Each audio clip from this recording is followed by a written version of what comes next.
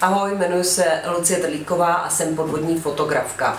Jedna z klíčových věcí pro mě, kromě teda samotného toho focení a té přípravy toho focení, je postprodukce a absolutně klíčové je pro mě barevnost finální fotografie. Já si hodně hraju s tou barevností.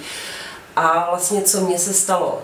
Stalo se mi to, že já jsem dřív pracovala hodně na notebookcích nebo na neskalibrovaném monitoru, teď jsem si to barevně připravila přesně tak, jak já jsem tu chtěla, náladu té atmosféru té fotografie.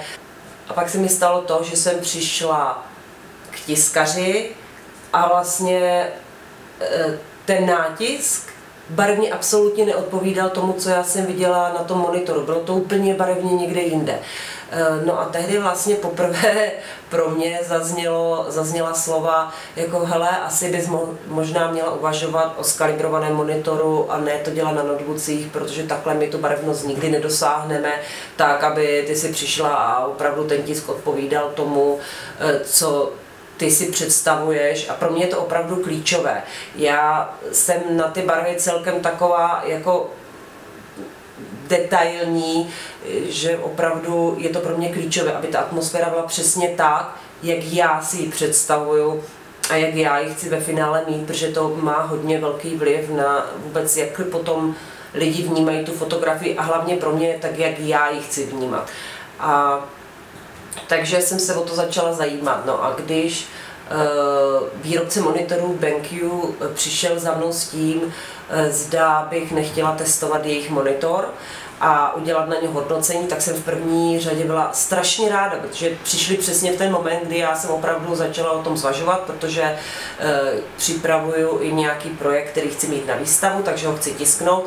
Ale druhá věc bylo to, že jsem se hrozně zarazila, jestli já vůbec bych byla pro ně ta správná, vzhledem k absolutně, já jsem hrozně netechnická, takže jsem si nebyla jistá, jestli já budu ta správná, která tam poskytne v tom hodnocení dostatečně všech technických parametrů, specifikací a takhle. A pak jsem si uvědomila, že vlastně to není potřeba, protože takových lidí, jako jsem já, je určitě taky spousta. A my potřebujeme vědět hlavně, co nám to přinese. Proč to máme vlastně vyměnit, třeba ten náš notebook za skalibrovaný monitor, jakou to budeme mít v tom přidanou hodnotu, v čem nám to ulehčí naši práci a proč je to vlastně pro nás dobré. Takže proto jsem se rozhodla a zhruba před měsícem a půl jsem začala na monitoru pracovat. Domluvili jsme se s BenQ, že mi na to nechají víc jak měsíc času, abych já se s tím monitorem zžila, aby to nebylo opravdu jenom denní zkoušení a pak řekla, hele, jo, bezvá nebo ne.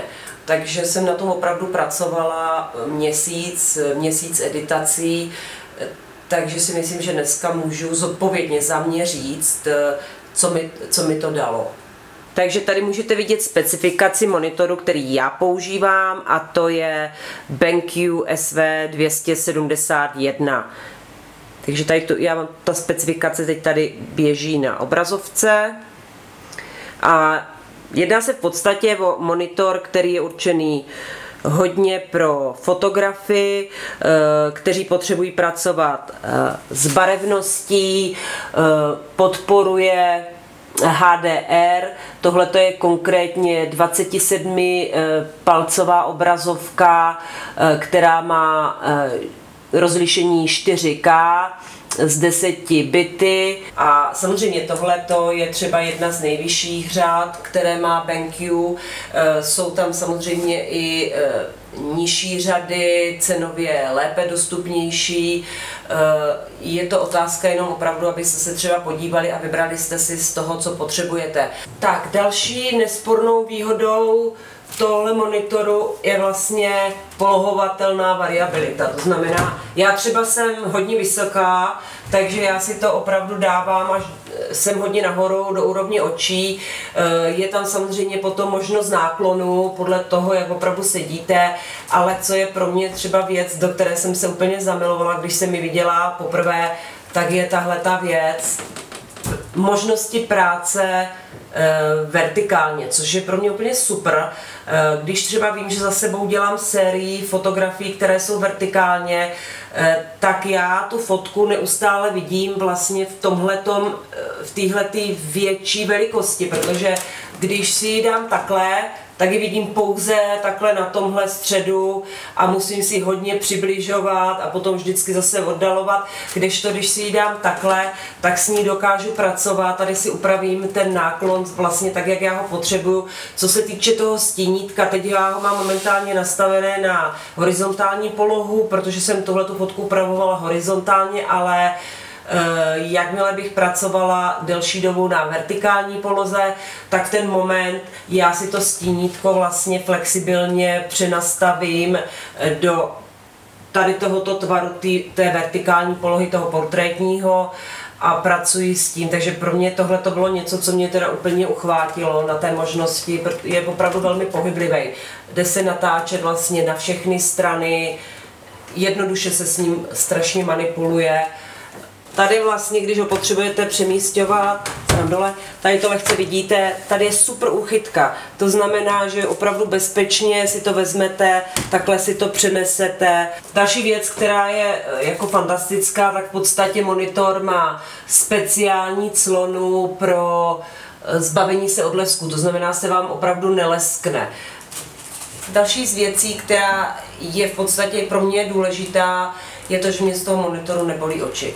Tak a tady jde vidět příklad toho, jak tohle je skalibrovaný monitor, takhle bude vypadat tisk, tohle je neskalibrovaný monitor. Tím, že je monitor skalibrován přímo ze závodu, tak v podstatě můžete okamžitě začat s ním pracovat, což je teda pro mě nesporná výhoda.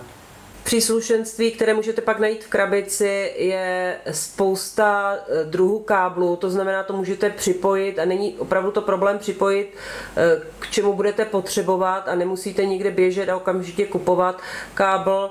Zároveň je tady zezadu vidíte i čtečku karet. Další ze super věcí, která tady vlastně je, já nevím úplně přesně, jak se to nazývá v češtině, výrobce to nazývá hotkey plug a je tady tohleto možnost vlastně překlikávání si mezi Adobe RGB a mezi sRGB, pak si to můžete přepnout do černobílé varianty a odsud se dostanete do menu vlastně, s kterým chcete pracovat. To znamená, když opravdu to chcete vidět třeba jenom takhle v náhledu, jak by ta fotografie vypadala v černobílém, tak bez toho, abyste se vůbec pouštěli do nějakých úprav, tak si to můžete takhle jednoduše jenom překlipnout.